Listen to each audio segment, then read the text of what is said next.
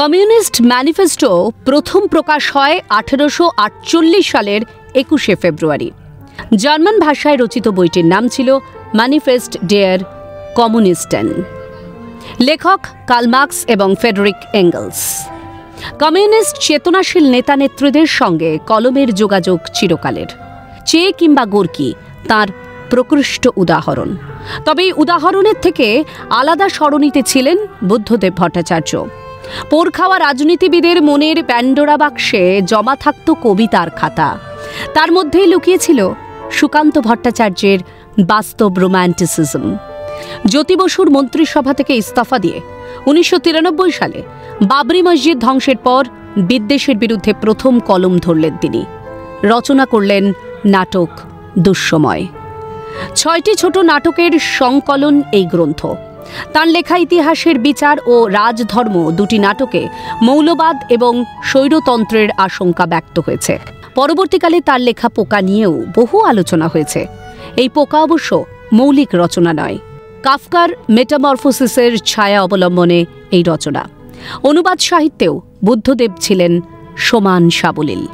Gabriel গার্সিয়ার উপন্যাস অনুবাদ করেছিলেন তিনি। লিখেছিলেন বিপন্ন জাহাজের নাবিক ও চিলিতে গোপনে।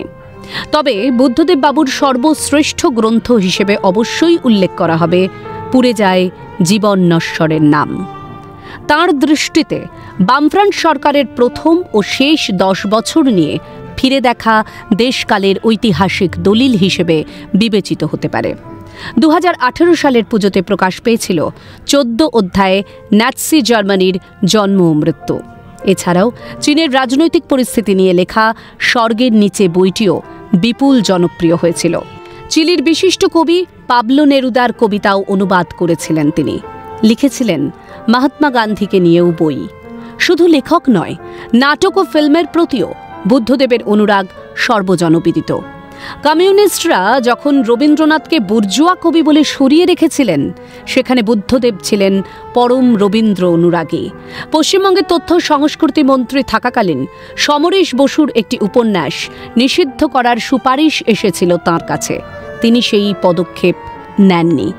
সাহিত্য ও সংস্কৃতিতে বহুত্ববাদে বিশ্বাসী ছিলেন তিনি। সাহিত্যের প্রতি অনুরাগের প্রমাণ মেলে 1998 সালে। বিধ্বংসী আগুনে বহু স্টল পুড়ে ছাড়খাড় হয়ে গিয়েছিল। বুদ্ধবাবুর চেষ্টাতে সেই বইমেলা 3 দিনের মধ্যে প্রাণ পায়। সরকারি পরিকাঠামো ও আর্থিক সাহায্য নিয়ে গিল্ডের পাশে দাঁড়ান তিনি। আজ তাঁর মৃত্যুতে রাজনৈতিক মহলের পাশাপাশি সাংস্কৃতিক মহলেও নেমে এলো বোবা শাঁখের নীরবতা। ক্যালকাটা নিউজ।